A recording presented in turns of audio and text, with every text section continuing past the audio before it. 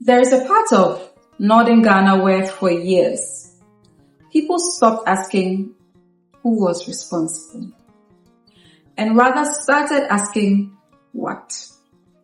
Because how do you explain a man who keeps escaping prison? Not once, not twice, but over and over again.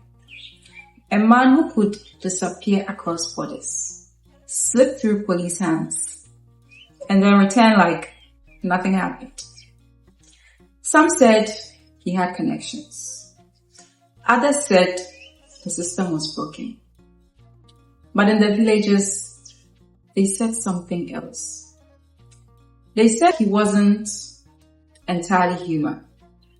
Now, if you watched my previous video on the Accra Strangle, you'd remember how fear and rumor can take on a life on its own, especially when people don't have answers. And in this case, the fear didn't stay in whispers. It followed a name, Johnson Kombian.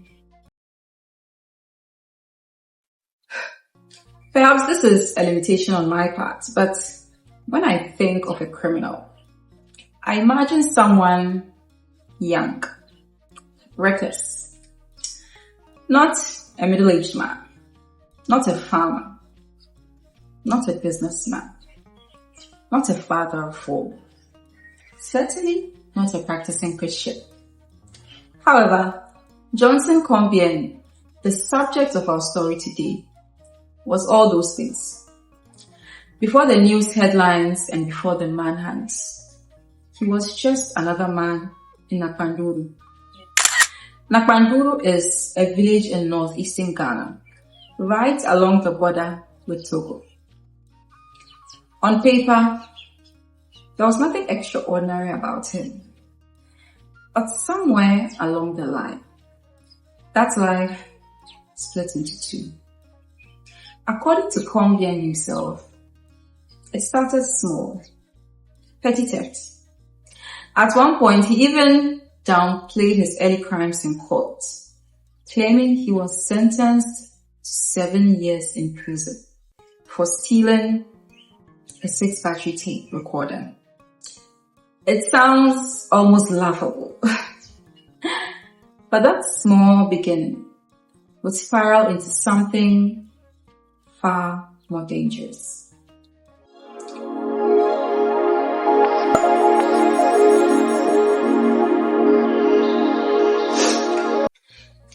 The fact that Nakpanduru sits close to the Ghana-Togo border would become pivotal to his story. Because as Kombian's crimes evolved, so did his strategy. He wasn't just stealing anymore. He began targeting rural banks, places where people stored their life savings, believing they were safe. Those attacks weren't just robberies. They were violent, calculated. And for the people in those communities, they created something deeper than financial loss. They created fear. A sense that no one, not even the state, could protect them and their interests. Over time, Kombian built a network. He operated with some accomplices, though accounts vary on exactly who they were. What is, however, clear is that his operations became more organized, more bold, more dangerous. Then came a turning point. At some stage, Kombian managed to steal an AK-47 rifle from a police station in Nakpanduru. Now, this wasn't just a thief. This was a man armed with military-grade weaponry, operating outside the law and increasingly beyond control. But what truly made Johnson Kombian a legend wasn't just what he did. It was what he kept getting away with. In 2005, he escaped from Gambaga prison. Not long after, he escaped again from Tamale Central Prison. 2 prison breaks in the same year. At that point, people started asking serious questions. How does one man keep doing this? Was it poor security inside hell? Or something else entirely? Even years later, he reportedly escaped custody again under what authorities described as surprising circumstances. And when he crossed into Togo, he didn't just hide. He allegedly escaped custody there as well. To the public, it stopped making sense. And when things stop making sense, who creates their own explanations? Rumors began to spread that Kombian could vanish, that he could turn into animals, birds, even cats, to evade capture. Now, there is no evidence to support any of that, but the fact that people's minds could go so far and wide tells you everything about the level of fear and frustration at the time. When the system keeps failing, people start looking for answers beyond reality.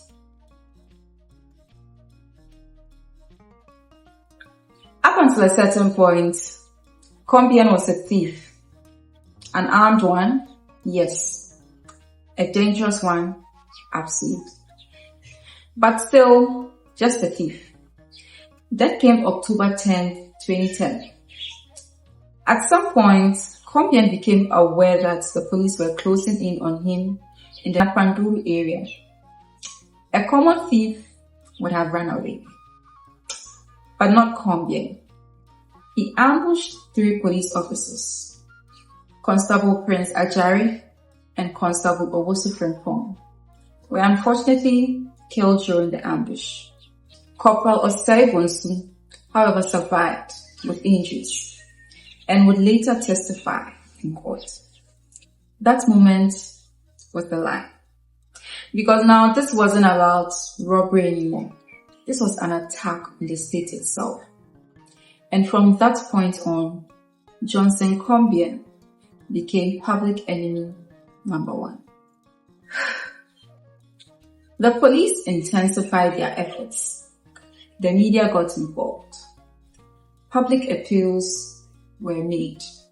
But Kombian had one advantage: the border.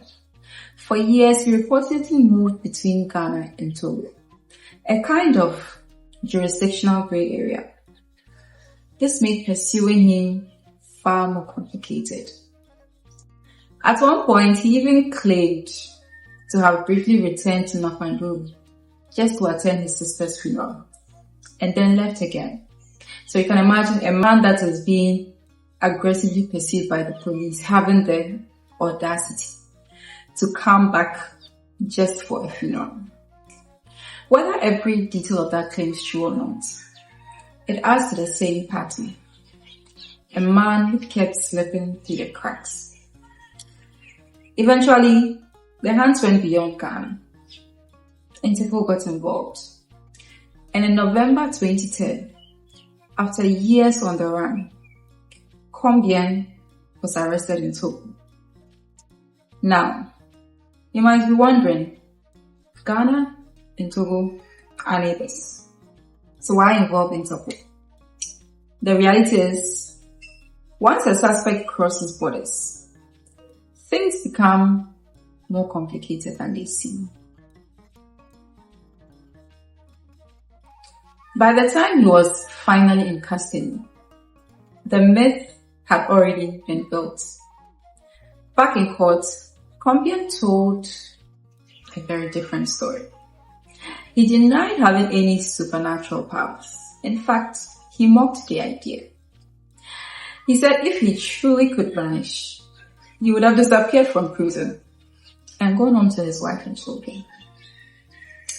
Instead, he offered a much simpler explanation. He said he was constantly running because he was afraid of the police. And when it came to the rumors about spiritual or mystical protection, he dismissed them entirely. He claimed the only medicine he used was paracetamol. It's almost anticlimactic, but also revealing. Because sometimes the myth says more about the people watching than the person at the center of it. In 2015, a jury found Johnson Kombian guilty of murder and conspiracy. He was sentenced to death by hanging. For years, he sat on death row at Nsawan prison. Then Ghana changed. In 2023, the country abolished the death penalty for ordinary crimes. Then sentences like his were commuted to life imprisonment. So today, Kombian is still behind bars. No longer a fugitive. No longer a ghost. But a man who once convinced an entire region that he was untouchable. What makes the story of Johnson Kombian so compelling isn't just the crimes. It's what happened around them. The fear, the rumors, the way people tried to explain what they couldn't understand. Because just like in the case of the Accra Strangler, when answers are missing, people don't like admitting they don't know. They create meaning, even if that meaning isn't real. And in the end, the man who was once seen as something almost supernatural was brought down by something very ordinary: persistence and time. But the question is, if the system had worked the first time, will the legend of Johnson Kombian ever have existed at all?